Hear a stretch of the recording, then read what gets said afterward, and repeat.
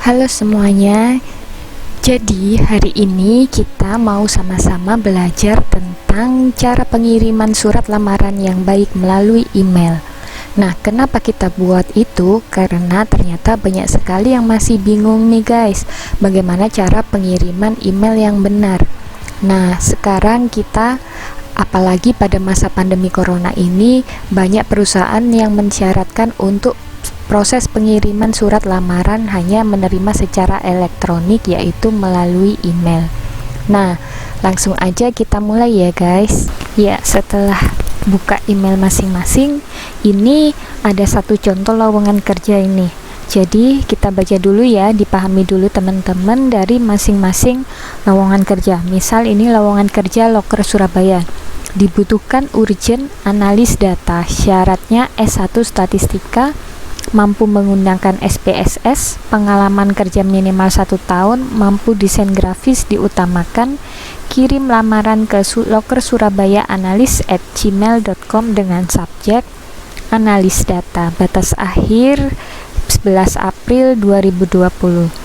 Nah, untuk lowongan kerja ini berarti buat teman-teman yang merasa bukan lulusan S1 statistika, udah stop, jangan untuk mendaftar, atau misal D3 statistika jangan, karena itu nanti akan sia-sia buat kalian. Jadi yang merasa telah memenuhi syarat ini langsung aja nanti kirim lamaran via email. Nah, yang pertama kita ke bagian to ini. To-nya ditujukan kemana? Di sini di poster sudah jelas ya, tercantum kirim lamarannya. Jadi langsung kita ketik aja Loker Surabaya analis@gmail.com. Kemudian subjeknya di sini sudah ada ketentuan ya, ada tulisannya, subjek harus dituliskan dengan judul analis data. Nah, buat lowongan kerja yang tidak mencantumkan subjeknya, kalian bisa tulis posisinya secara umum. Jadi misal dibutuhkan staf teknik, berarti di sini di bagian subjek tulis saja biasanya staf teknik garis penghubung nama kalian. Contohnya misal ini contoh ya, staf teknik nama kalian, misal Anas, seperti itu. Nah, karena ini untuk contohnya di sini adalah analis data, maka kita kembalikan dulu.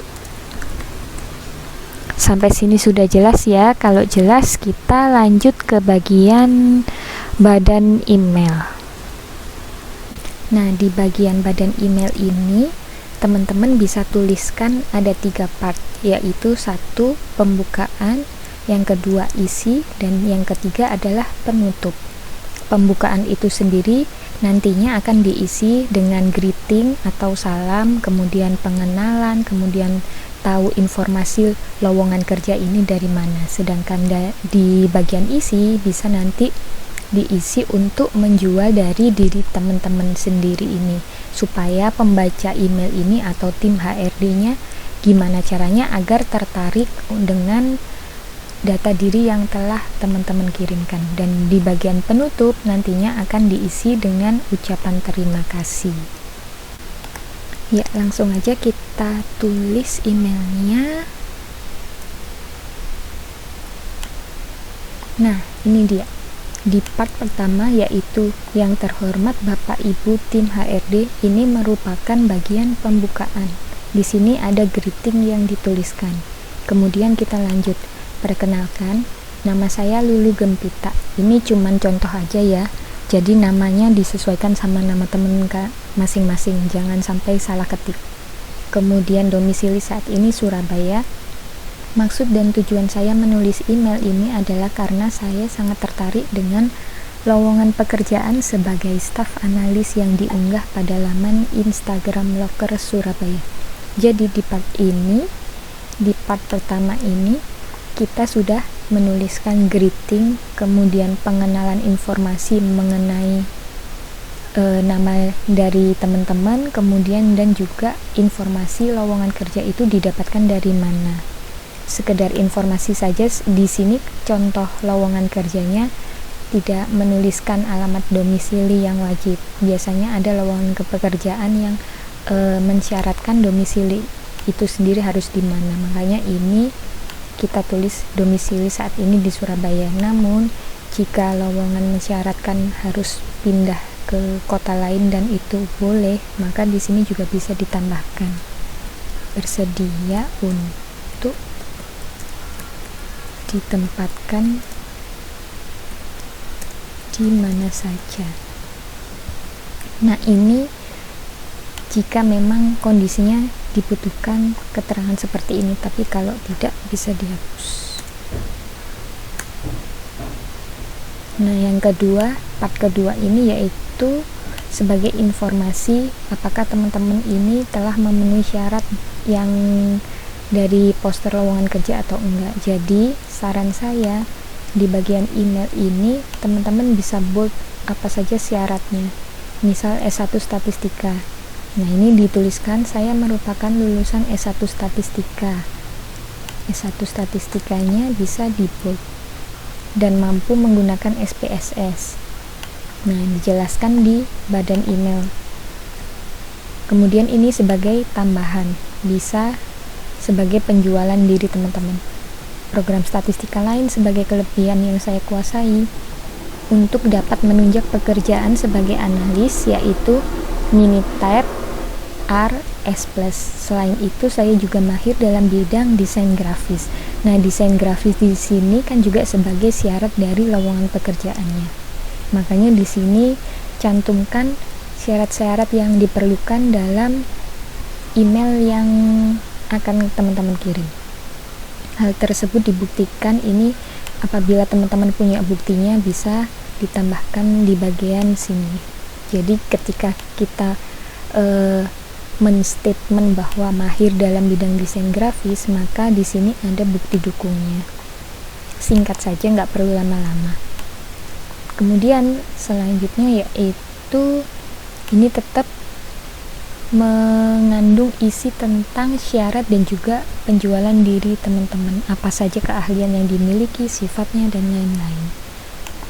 Saya merupakan pribadi yang dapat diandalkan, bisa bekerja sama, dan mau mempelajari hal baru. Ini bisa disesuaikan sama kondisi teman-teman, misal bisa ditambahkan percaya diri atau disiplin waktu, tergantung sama lowongan pekerjaan yang dibutuhkan. Nah, ini selanjutnya pengalaman kerja terakhir saya yaitu sebagai junior analis data selama 1 tahun. Ini sesuai sama syarat nomor 3. Di bidang jasa pemerintahan, informasi lanjutan saja ini. Jika ditanya mengapa saya tertarik dengan pekerjaan ini, saya meyakini digital platform merupakan media yang akan berkembang dalam era industri 4.0. Sehingga dengan ilmu yang saya miliki, saya yakin dapat memberikan kontribusi yang nyata dalam pengembangan usaha Loker Surabaya. Kemudian part terakhir yaitu sebagai penutup yang berisi ucapan terima kasih ataupun tambahan-tambahan lainnya sebagai kata-kata penutup. Ini hanya contoh tapi masih bisa dimodifikasi. Demikian pengantar atas lamaran pekerjaan yang saya ajukan. Saya sangat berharap untuk mendapatkan pekerjaan ini dan bekerja sama bersama seluruh karyawan di Loker Surabaya. Sebagai tambahan, CV dan informasi diri saya lebih detail saya sertakan sebagaimana file terlampir. Atas perhatiannya saya ucapkan terima kasih. Regard, Lulu Gempita. Jadi ini merupakan part penutupnya. Kalau sudah jangan lupa dibaca ulang, jangan sampai ada typo. Kemudian lampirkan bukti dukung dari lamaran yang dimiliki.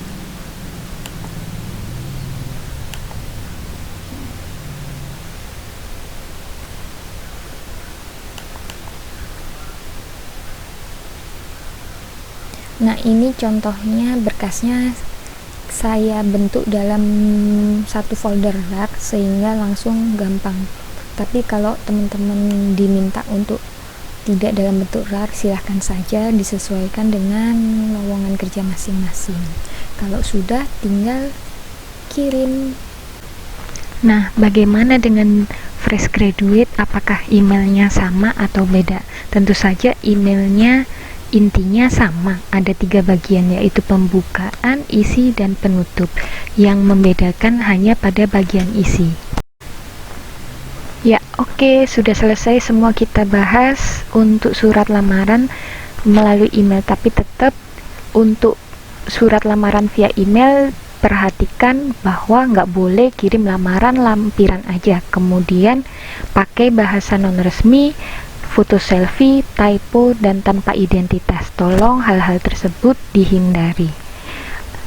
Jika ada pertanyaan lebih lanjut, silahkan bisa tuliskan di kolom komentar, dan jika ada tema-tema lain yang ingin didiskusikan, silahkan juga bisa ditinggalkan di kolom komentar atau DM Instagram.